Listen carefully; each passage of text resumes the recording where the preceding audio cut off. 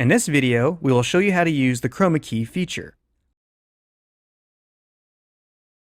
Let's use input 10 as the background image and input 12 as the Chromakey source.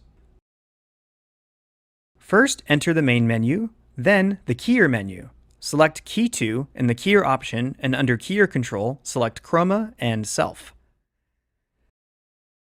Next, go to the Chroma menu, select Key To in the keyer option,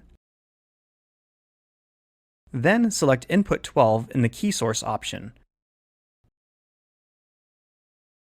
Locate and press the Key To Program button in the keyer button group on the keyboard, and you should be able to see a chroma-keyed Input 12 image on the background.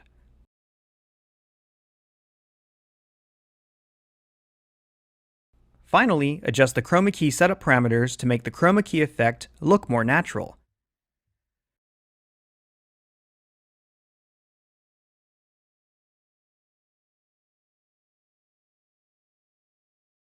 Be careful not to cover the main theme of the key source while adjusting the mask.